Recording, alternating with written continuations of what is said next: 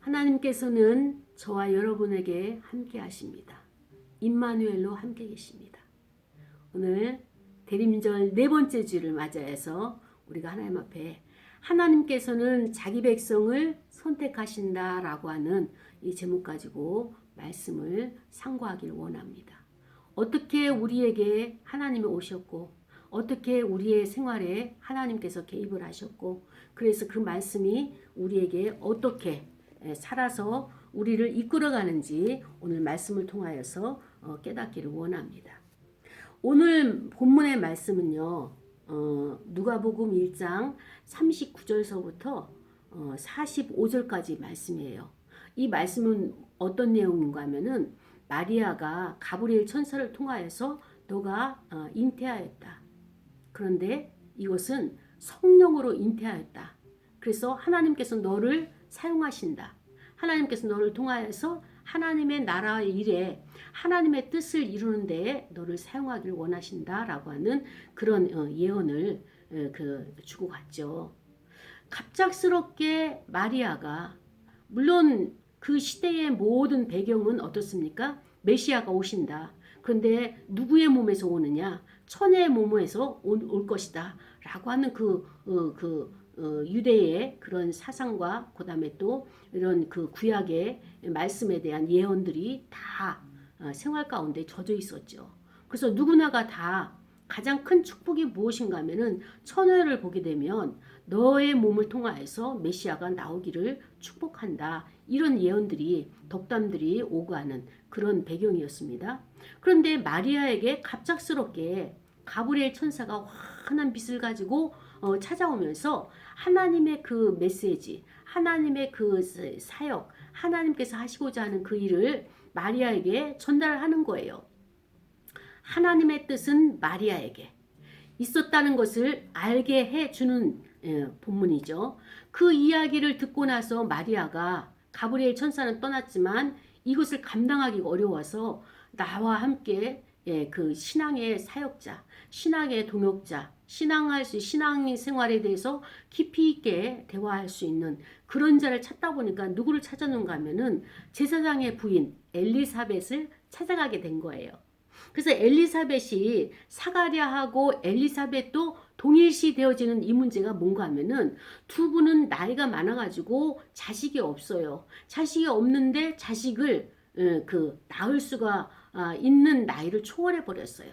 그래서 여자로서는 도저히 아기를 가질 수 없는 상태임에도 불구하고 하나님께서 이것을 나타내심으로 말미암아서 하나님의 전능하심, 인간을 초월한 전적인 하나님의 능력을 드러내기 위해서 이 사가랴하고 엘리사벳에게 하나님께서 잉태할 수 있는 그런 복을 내려주십니다.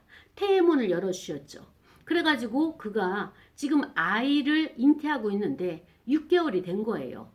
그래서 그 이름을 아마 그 사가랴에게 먼저 알려주셨어요. 누구냐? 요한이다.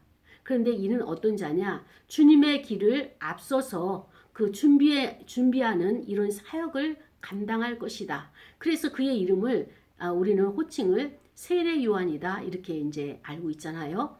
그런데 이 사가랴하고 그 엘리사벳이 이렇게 하나님의 뜻하신 바, 이 세상은 험악하고 이 사회는 우리가 혼란하고 식민지 생활로 인해서 굉장히 마음이 안정감을 잃어버린 불안전하고 불확실한 시대를 살아가고 있는 이 시대에 하나님이 그들을 통하여서 그들의 몸을 통하여서 하나님의 일을 행하시는 것을 깨닫게 되었어요.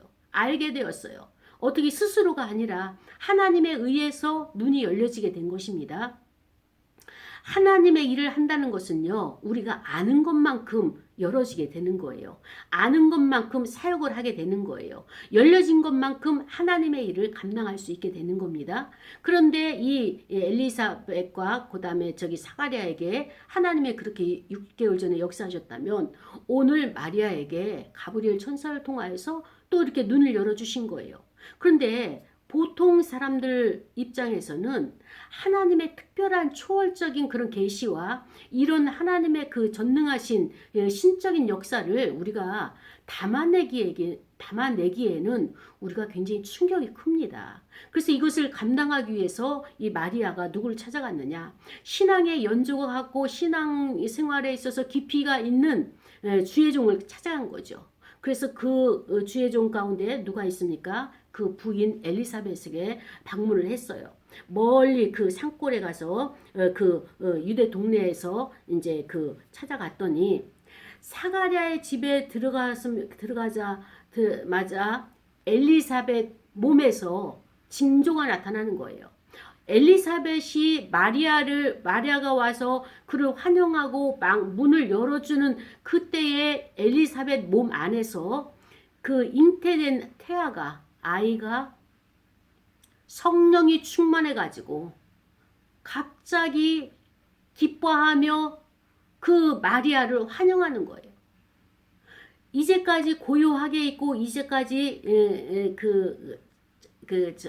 정서적으로 안정되게 있었던 이 아이가 요한이 마리아의 방문을 소리를 듣고 갑자기 요동치기 시작하는 거예요. 기뻐뛰기 시작하는 거예요. 그때 엘리사벳이 표현을 합니다. 내 아들 요한으로 인하여서 요한이 성령이 충만하여져서 나도 지금 성령이 충만함으로 큰 소리로 마리아에게 예언을 하는 거예요. 축복을 하는 거예요. 마리아, 너는 여자 중에서 가장 내가 복이 있는 여자다. 너는 여자 중에서 가장 하나님의 큰 복을 받은 자다. 그러면서 내 안에 있는 태중의 아이도 복이 있는 자다. 그 아이는 큰 사람이다. 이 땅에서 큰 일을 감당할 것이다. 그러면서 하나님께서 너의 태중의 아이도 그 다음에 너도 이렇게 하나님의 인도하심과 하나님께서 너를 복주시는 지금의 그것을 엘리사벳이 알려주는 거예요. 사실 마리아는요. 가브리엘 천사가 말한 것 누구에게도 나누질 않았어요. 혼자만 알고 있는 사실이고요. 그 남편 약혼한 그 요셉에게도 나누지 않았단 말이죠. 그런데 어떻게 가브리엘이 성령으로 잉태한 마리아에게 알려준 것을 그대로 지금 엘리사벳도 마리아 안에 있는 그 아이, 마리아 안에 있는 태중의 아이도 복이 있다라고 이것을 알게 되었는가? 참 놀라운 사실이죠. 그래서 이렇게 내 주의 어머니가 내게 나오니 이게 어찌된 일인가? 자, 엘리사벳의 신앙 고백 이겁니다. 당신 몸에 있는 그가 나의 주인입니다. 그래서 내 주인의 어머니 마리아가 나에게 나오니 이게 어찌된 일입니까? 아주 극하게 지금 마리아를 환영하고 있는 것이죠. 그러면서 보라, 내 문안하는 소리가 내 귀에 들릴 때에, 그러니까는 마리아가 문을 열 때에 노크를 할 때에 그 소리가 이 엘리사벳 귀에 들릴 때에 아이가 내 복중에서 엘리사벳 안에 있는 태중에 있는 그 요한이 복중에서 기쁨으로 뛰놀았도다. 주께서 하신 말씀이 반드시 이루어지라고 믿은 그 여자에게 복이 있도다. 라고 하는 이 말씀이 오늘 저와 여러분에게 주시는 하나님의 말씀인 것입니다. 오늘 이 말씀을 통하여서 우리가 함께 그 말씀을 하나님의 뜻을 상고해 보려고 합니다. 먼저는 우리는 하나님이 우리를 얼만큼 사랑하시는지를 알아야 되는 거예요. 지금이나 그때나 무수히 많은 생명들이 있죠. 무수히 많은 사람들이 있죠. 그런데 하나님께서는 그 많은 생명 중에서 하나님의 백성들을 선택하시는 거예요. 오늘 본문에 보니까 누가 먼저 선택이 됐습니까? 사가랴하고 엘리사벳이 요한과 함께 선택을 받았죠. 그리고 또 마리아가 그리스도와 함께 선택을 받았죠. 그렇기 때문에 오늘날 저와 여러분도 하나님에 의해서 선택을 받은 자예요. 그렇기 때문에 하나님 앞에 나와서 이렇게 예배드릴 수 있는 거죠. 선택을 받지 못했다면은 우리는 예배드릴 믿음도 없고요. 예배드릴 수 있는 여건도 되어지지가 않고요. 그리고 또 예배드릴 수 있는 마음이 일어나지가 않는 거예요. 그런데 예배를 드렸다는 것은 무엇이냐? 성령께서 우리의 마음을 주관하셔서 우리를 통치하셔서 그 예배에 나와서 하나님을 만날 수 있도록 그것은 하나님이 우리를 선택하셨다는 겁니다. 그렇기 때문에 우리는 어떤 상황이라 할지라도 어떤 것이라 할지라도 우리 인생에 있어서 가장 우선순위가 하나님 앞에 내가 하나님을 우선으로 내가 선택을 해야 돼요. 하나님도 나를 세상에서 선택해서 불러주셨는데 나 또한 하나님 앞에 화답하는 것이 무엇입니까? 나의 삶의 우선순위가 하나님이십니다. 나의 삶의 우선순위가 예배입니다. 그 예배에는 하나님을 만나는 장소고 약속이기 때문에 하나님의 뜻을 이루는 성취의 장소이기 때문에 내가 그 예배를 참여해야 되는 것입니다. 이런 고백이 하나님 앞에 올려드리기를 하나님께서 받기를 원하시는 것이 아버지의 마음인 것입니다. 그렇습니다. 우리는 지금 대림절 4번째 주일을 맞이하면서 점점 어디로 갑니까? 기다리고 기다리는 성탄절로 우리가 지금 향하고 있는 것입니다. 이 성탄절이라고 하는 것은 어떤 것이냐? 그리스도께서 탄생하시는 거예요. 그리스도께서 탄생하셔서 우리와 함께 계시겠다고 하는 이 약속을 우리가 기다리고 있는 것입니다. 그리스도께서 오시면 무엇이 달라지느냐? 이 세상은 우리가 원죄 가운데 있기 때문에 우리가 고통스러운 환경이고 고통스러운 생각 가운데 있고 또 말할 수 없이 불안과 그 다음에 그 거짓된 자아로 인해 가지고 이 정서의 불균형으로 인해 가지고 풍랑이 요동치는 감정이 요동치는 그런 가짜의 생활을 하고 있는 우리의 생활 가운데서 우리를 새로운 나라, 새로운 세계, 새 나라, 하나님의 나라를 우리에게 주시기 위해서 그리스도께서 이 땅에 오시게 되는 그날을 우리가 기다리는 거죠. 그날을 우리는 성탄절이라고 이렇게 우리는 말하고 있습니다. 그렇다면 이 성탄절은 어느 날 갑자기 어떻게 발생이 되었는가? 2000년 전에 있었던 그런 사건에 대해서 단순하게 어떤 연례적이고 기념적인 행사, 그 다음에 또 이렇게 그냥 매년 우리가 드려지는 예배에 국한하는 것이 아니라 이 성탄절의 깊은 의미는 무엇인가 하면은 하나님께서 하늘 보좌에만 계신 것이 아니라 이 땅으로 내려오셔서 인간이 살아가는 인간의 탄생 이후에 이어져 내려가는 모든 역사 속에 개입하시겠다고 하는 하나님의 의지예요. 이것이 굉장히 중요한 것입니다. 그래서 하나님이 친히 역사 속에 오신 거예요. 역사 속으로 들어오신 거예요. 그래서 현실을 창조해 내시는 거예요. 그것이 무엇입니까? 성육신 사건이라고 우리가 표현할 수가 있는 것입니다. 하나님이 예수 그리스도의 몸을 이 인간의 몸을 입고 성육신한 것이 이 땅에 드러난 것입니다. 그래서 이런 것을 우리가 실질적으로 체험을 하고 증언하는 예배가 성탄 축하 감사 예배가 되는 것입니다. 그래서 이번 주에는 금요일 날 우리가 오전 11시에 성탄 감사 예배를 드리게 되죠. 그렇습니다. 이 성탄절은요, 우리가 그리스도의 탄생을 기념하는 절기잖아요. 그런데 이 성탄절기가 어떻게 시작이 됐느냐? 처음에는 성탄절 미사로부터 시작이 됐어요. 미사를 드림으로 말미암아 가지고, 그런데 왜 성탄절이 12월 25일 이 날짜로 정해졌느냐? 여러 가지 분분한 이야기들이 많아요. 그런데 이 날짜가 되어지기까지는 여러 가지 이유가 있지만 가장 정확한 내려오는 그런 이해가 어떤 것인가 하면은 이방 신들이 이방 종교들이 기독교에 대해서 예수를 전하고 있지만 예수가 언제 태어났느냐, 몇 년도에 태어났느냐, 근거도 없는 자를 갖다가 예수를 갖다가 저희들이 모토로 그 구원자로 그렇게 그 창시자로 이렇게 말을 하고 있는데 그것은 근거가 없는 이야기다라고 하면서 이렇게 공격을 많이 했습니다. 그래서 기독교에서는 하나님으로부터 하나님께서 구약의 모든 말씀과 역사를 이끌어 오셨고 또 그것으로 예언된 구약 시대에 예언된 모든 것들이 신약에 와서 실질적으로 그것이 그 성취가 되었고 그래서 BC와 AD로 나눠지는, 그리스도를 기점으로 나눠지는 역사의 핵으로 이렇게 만들어 주셨음에도 불구하고 이단들은 그것을 그 공격을 하고 근거 없는 말이라고 이렇게 이야기를 하죠. 그래서 이 기독교에서 마리아가 예수 그리스도를 잉태한 오늘 가브리엘 천사를 통하여서 마리아가 그 소식을 들은 날을 3월 25일로 그 날짜를 보고 있는 것입니다.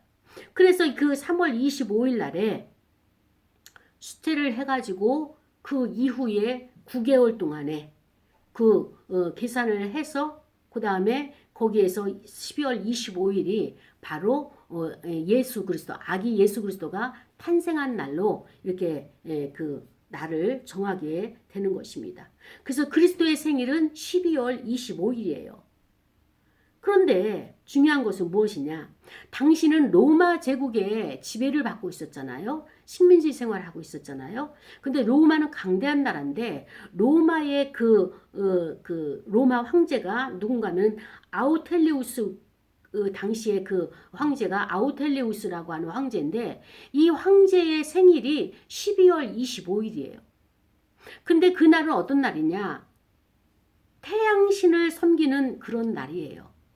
그래서 예수 그리스도가 12월 25일로 그 성탄을, 그 성탄절을, 생일을, 그리스도의 생일이 됨으로 말미암아서 세상에서 가장 화려하고 태양신을 섬기는 로마 황제의 이 모든 생일들이 그리스도의 생일로 인해서 묻혀버리게 되는 거예요. 어떻게 보면은 이 많은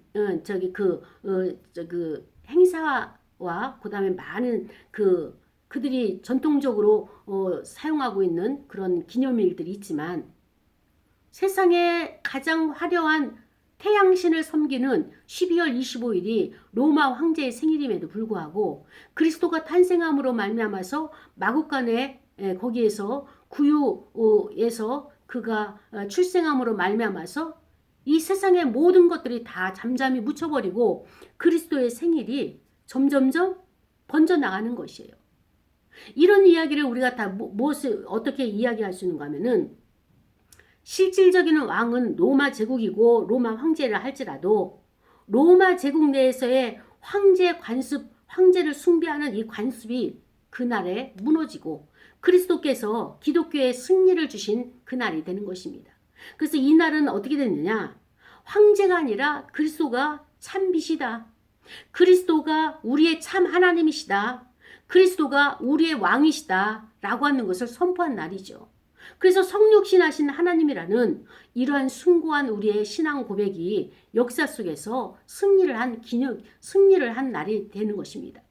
그래서 이 날은 12월 25일은 전 세계적으로 크리스마스 축제로 되어지기까지는 어떻게 전달되어졌느냐?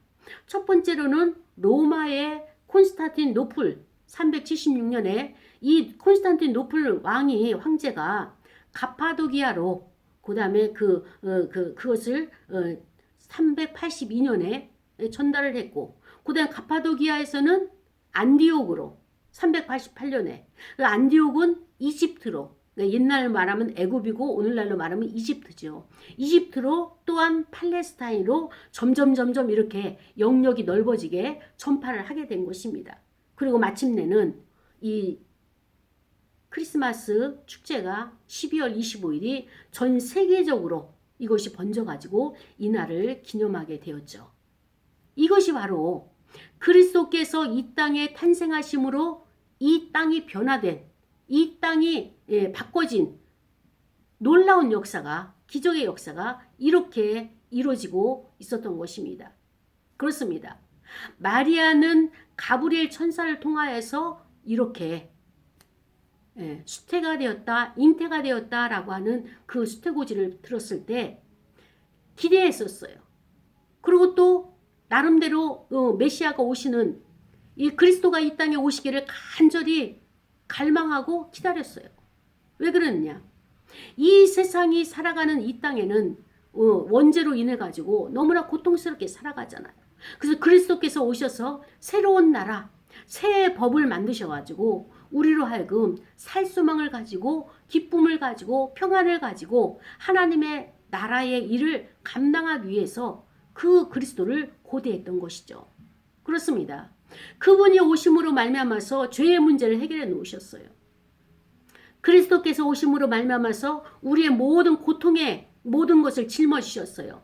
죄를 짊어지셨고 그 다음에 또 고통과 질고와 고난과 그 다음에 또 모든 막힘과 이런 것들을 다 뚫어놓으시고 그리스도께서 이 일을 위해서 오신 것을 하나님은 아셨지만 하늘에서 그 평화의 회의를 통하여서 그것을 그리스도에게 담당시키셨지만 마리아는 어떻게 알았겠습니까? 바로 이것은 성령께서 그들에게 알게 하신 거예요. 깨닫게 하신 거예요. 자, 우리는 오늘 본문에서 참 놀라운 것을 발견할 수가 있습니다. 믿는 사람이라고 한다면 예수 그리스도를 믿는 사람, 하나님을 아버지로 섬기는 사람, 신앙인이라면, 크리스찬이라면 어떤 생활을 해야 되고 어떻게 살아가야 되는지에 대해서 우리에게 아주 자세하게 알려주는 것입니다. 내가 예상치 못한 일을 지금 경험하고 있어요. 내가 감당하기 너무 어려워요. 그럴 때 어떻게 합니까? 조용히 기도의 자리에 나가거나 아니면은 누군가 지도를 받기를 원하고 누군가 나에게 함께하길 원한다면 나보다 믿음이 있는 연배가 있는 그런 분을 찾아가는 거예요. 마리아는 오늘 큰 충격이 있었어요. 기쁨에 큰 충격이 있었어요. 혼자 감당하기엔 이것은 너무나 버거웠어요. 그래서 그를 찾아간 것이 제사장의 부인 엘리사벳을 찾아가게 된 것이죠. 그런데 어찌된 일입니까? 엘리사벳은요, 마리아에게서 내가 지금 임신했어요. 내가 잉태했어요. 메시아를 잉태했어요. 가브리엘 천사가 나에게 와서 이렇게 알려주셨어요. 그런 이야기를 듣지를 못했어요. 그는 엘리사벳은 이미 마리아 안에 생명이 잉태되어 있다라고 하는 것을 알아버렸어요. 그것을 어떻게 알았느냐? 성령께서 가르쳐 주신 거예요. 어떻게 가르쳐 주셨어요? 마리아가 그 집의 문을 열고 그 집의 문을 노크를 하고 그 집에 들어오려고 인기척을 할 때에 먼저 엘리사벳 안에 있는 잉태한 요한이 성령이 충만이 돼서 엄마 뱃속에서부터 성령이 충만되어 가지고 그가 기뻐 뛰는 거예요. 그를 환영하는 거예요. 그를 영접하는 거예요. 어떻게 영접했습니까? 극한 환대를 하는 거예요. 이것을 성령께서 요한에게 가르쳐줬고 요한은 그의 엄마에게 성령 충만을 기름 부음을 흘러보내서 엄마가 그것을 알고 나서 그 마리아에게 축복을 하는 겁니다. 어떻게 축복합니까? 너는 여자 중에 가장 복된 여자다. 어떻게 너의 몸을 통하여서 그리스도가 이 땅에 오시고 너의 몸을 통하여서 하나님이신 메시아가 이 땅에 들어올 수 있는 통로자가 되었느냐. 하나님이 너를 그렇게 사용하심으로 너는 가장 복된 여자다라고 그를 축복하면서 알아봤어요. 그러면서 그 어떻게 합니까? 너의 몸속에 있는 그 아이는 하나님이시다. 너의 몸속에 잉태된 그 생명은 바로 하나님이 친히 거룩하신 그분이 인간의 죄성의 몸을 가지고 입은 남자의 혈기가 아니라 남자의 부정모혈 아버지의 정기가 아니라 어머니의 피를 통하여서 성령으로 잉태가 되어가지고 날 수 있도록 하나님께서 친히 그 몸을 통하여서 이 땅에 올 수 있도록 너를 사용하신 것이 이것이 하나님의 은혜다. 이것이 하나님의 역사다. 라고 하는 것을 엘리사벳은 누가 가르쳐주지 않았지만 알아진 거예요. 여기에서 교사는 누구십니까? 성령 하나님이신 거예요. 성령께서 그것을 한 사람 한 사람에게 적용시키면서 알게 하신 것. 저와 여러분이 어떻게 예수를 믿습니까? 어떻게 예수를 믿게 되었나요? 전도를 통하여서? 아니면 누가 나를 교회로 인도해서? 여러 가지 과정이 있겠죠. 그러나 내 믿음 가운데 내 마음 가운데 그리스도가 믿어지고 하나님을 아버지라 부를 수 있는 이 믿음이 되어지기까지는 내 안에 성령께서 역사를 하셔야지만이 내가 그분을 받아들이게 되는 거예요. 내가 삼위일체 하나님을 어떻게 해요? 모셔드릴 수 있게 되는 것입니다. 그렇습니다. 저와 여러분이 예수를 믿기까지 하나님을 삼위일체 하나님을 내가 모셔드리기까지 엄청난 수고와 애씀이 누가 있었느냐? 성령 하나님의 역사가 있었던 것입니다. 지금의 역사도 지금의 신앙생활도 지금 똑같이 성령께서 함께하고 계시는 거예요. 어떻게 함께 하십니까? 엘리사벳과 마리아의 교제가 어떻게 됩니까? 서로 말은 안 했지만 알아줬어요. 우리가 믿음의 사람들이 신앙인이라고 한다는 기독교인들이 이런 삶을 살아야 돼요. 이 문제를 감당하기 어려운 이 충격을 해소하기 위해서 사람들에게 가가지고 다 이것을 발설하고 나에게 이런 징조가 있어 이렇게 하는 것이 아니라 기도하는 사람, 하나님과 교제하는 사람, 하나님과 함께 교통하는 자, 그를 찾아가서 은밀하게 조신하게 그에게 이런 교제를 할 때에 성령께서 그를 통하여서 나에게 말씀하시고 나는 또 그에게 하나님의 역사를 알려드리는 전달자의 사명을 감당하게 하는, 우리는 서로가 이렇게 주고받는 이런 관계가 되는 것입니다. 그렇습니다. 하나님의 일하심은요, 인간이 감당하지 못해도 성령을 통하여서 이렇게 일을 하십니다. 그러나 하나님께서 우리를 굳이 선택하시고 부르셔서 우리의 여기에 하나님의 일에 동참하기를 원하시는 이유는 무엇입니까? 하나님의 그 영광의 나라에 영광된 그날 영광을 받으실 때에 그 영광의 자리에 우리를 초청하기 위해서 그 자리에 함께 영광의 자리에 동참하여서 그 영광을 누리도록 우리에게 초청하신 것이죠. 우리가 무엇을 감당해가지고 우리가 주를 위해서 무엇을 십자가를 지고 어떤 고난을 당해서 하나님이 영화롭게 되어지고 하나님께서 뭐 어떻게 달라지는 것, 이게 아니라는 거예요. 그런데 우리는 어떻습니까? 조금 힘들고 조금 주를 위해서 충성하는가 싶으면은 불평과 불만이 먼저 나오는 거예요. 하나님이 나에게 해주신 것이 무엇이 있다고 나에게 이렇게 버거운 십자가를 맡기시고 감당하기 어렵게 하시는가? 오늘날 이렇게 우한폐렴으로 인해서 우리의 사회가 이렇게 힘든 생활 가운데서 제약을 받고 예배도 참여하지 못하고 이런 바이러스로 인해서 고통당하는 이 시대에 어떻게 교회를 지켜내야 되며 어떻게 성도들이 모이지 않는데 다 흩어져서 힘겨운 이 시간을 우리가 엎드리고 충성을 해야 되겠는가? 라고 하는 이런 생각들을 가지고 있는 이 마음조차도 인간의 의가 드러나고 있는 것이라고 보게 되는 것입니다. 그렇습니다. 마리아의 생활은요, 마리아의 환경은요, 우리와 진배 없어요. 어쩌면 우리보다 더 열악한 환경이에요. 당시에 마리아가 아이를 잉태했다. 사회적으로 굉장한 지탄을 받게 되죠. 그리고 이 사회는 어떻습니까? 우리보다도 더 어려운 식민지 생활을 하고 있는 이 상태에서 이렇게 마리아는 하나님의 섭리를, 하나님의 그 명령을 준행하고 있는 것입니다. 얼마나 부담이 됐겠어요. 그렇죠? 엘리사벳도 마찬가지예요. 그러나 하나님은요, 주의를 하는 데 있어서 홀로 가게 하지 아니하시고 홀로 내버려 두지 아니하시고 항상 지근거리에 내 주변에 믿음의 사람들을 이렇게 배열해 놓으셨어요. 그리고 내가 힘들고 어려울 때 같이 가서 교제할 수 있게 하시고 같이 서로 위로하고 힘을 세우고 그리고 또다시 흩어져서 각자 사역의 길을 갈 수 있는 이런 것을 하나님께서는 우리에게 은총으로 내려주신 것입니다. 그렇습니다. 12월 25일이 성탄절로 아기 예수 그리스도가 탄생한 그날로 정해진 것만 하더라도 그 로마의 식민지하에서 로마 황제의 어마어마한 신과 같은 신격화시킨 그의 생일을 태양절을 우리가 묻어버리면서 그리스도께서 그리스도의 참빛으로 참 하나님으로 이렇게 성육신하신 날로 이것을 세상의 신을 이겨낼 수 있는 것이 어떻게 할 수 있겠습니까?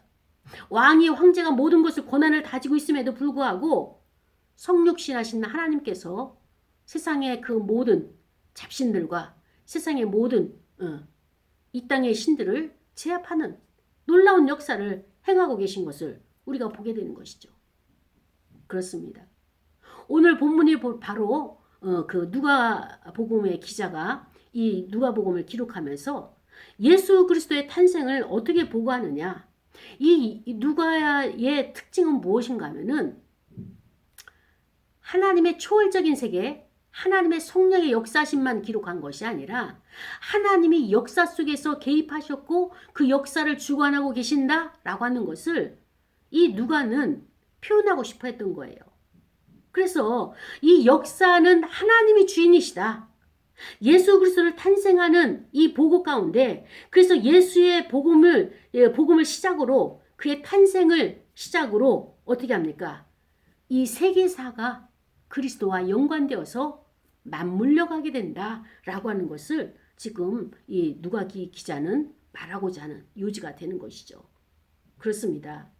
로마 황제 아구스토와 수리아 총독 구레뇨가 지난주에 우리가 이제 말씀을 함께 나눴잖아요. 어때요? 호적하러 가도록 그렇게 그들에게 한 것에 그리스도가 같이 동참하게 되는 역사 속으로 들어가는 거예요. 그렇습니다. 이 세상이 악이 범접하고 그 다음에 또 많은 미움과 시기와 질투와 세상에 그 죄악된 것이 만연해 있다 할지라도 하나님께서는 이 땅에 오셨고요. 그 다음에 이 땅의 모든 통치를 하나님의 주관으로 하나님의 주권으로 인도해 가신다는 사실인 것입니다. 우린 여기서 핵심적으로 무엇을 알아야 되는가 하면은 45절에 주께서 하신 말씀이 뭐예요? 반드시 이루어지리라고 믿은 그 여자에게 복이 있도다. 그렇습니다. 마지막에 엘리사벳의 입을 통하여서 하나님이 우리에게 주시는 말씀이 무엇이냐? 믿는 자가 복이 있다. 그 믿는 자가 무엇입니까? 여기 본문에서는 마리아죠. 마리아는 가브리엘 천사가 말해준 것을 믿었어요. 받아들였어요. 영접했어요. 환영했어요. 그러고 나서 믿음의 사람을 제사장 목사님 댁을 찾아가게 된 것이죠. 그래서 그가 마리아의 믿음을 보면서 축복하는 거예요. 반드시 이루어진다. 너가 지금 그 아이 잉태한 거 메시아가 너의 몸을 통해서 반드시 출생이 되어지고 그 다음에 그 뜻을 하나님의 뜻을 이루어갈 것이다 라고 그래서 너가 이것을 믿기에 너는 복이 있다 라고 그렇게 축복해 주는 것을 보게 되는 것입니다. 그렇습니다. 순종하는 자에게 하나님께서는 복을 주시는 거예요. 하나님의 복은 어떤 자가 받을 수 있느냐? 지금 저와 여러분이 누리고 있는 이것 하나님 앞에 순종한 것만큼 지금 누리고 살고 있는 거예요. 마리아도 지금 그 엄청난 역사 속에 어마어마한 여인으로 그 어머니로 이렇게 쓰임받는 것은 하나님의 복이 임한 거예요. 어떤 경로를 통하여서 마리아가 자기 몸을 통하여서 하나님이 일을 행하신다는 것을 믿었어요. 믿음이 복인 거예요. 사랑하는 여러분, 여러분 안에 믿음이 있습니까? 그렇다면 여러분 이제 순종하십시오. 이번 성탄절 금요일이죠. 성탄절 예배 1시간 드려지는 것을 끝내는 것이 아니라 나는 이번 성탄절에 하나님이 나에게 무엇을 말씀하시지? 어떤 말씀으로 내 심령에 마음밭에 빈 방에서 그리스도께서 나를 찾아오셨을까? 이걸 찾아내세요. 그리고 그것을 믿고 어떻게 합니까? 순종해야 되는 거예요. 저와 여러분 지난 한 주간도 저도 하나님 앞에 나가면서 기도했을 때 순종이라고 하는 단어에 있어서 계속적으로 말씀을 주셨어요. 우리 각자에게 말씀하시는 하나님의 메시지 음성은 달라요. 왜냐하면 우리 사역이 다르기 때문에. 그런데 내 안에 순종이 안 되는 이유가 있어요. 왜 순종이 안 될까? 하나님께서는 자기 백성을 선택하신다라고 했는데 나를 선택하셔서 여기까지 오게 했습니다. 마리아는 그 메시지를 믿고 받고 순종을 했어요. 그래서 큰 복을 하나님의 복을 받았습니다. 저와 여러분이 아직 하나님의 복이 만족하지 않다라고 생각되신다면 여러분 하나님께서 이번 성탄절을 통하여서 나에게 어떤 말씀을 주시는가 그 말씀을 통하여서 내가 그 말씀을 믿고 순종하여서 하나님 앞에 충성된 자가 되리라. 그래서 마음의 평안을 얻고 하나님의 뜻의 통로자로 내가 쓰임 받기를 원한다라고 우리가 고백하는 기도로 나가는 저와 여러분이 되기를 간절히 축복합니다. 기도하시겠습니다.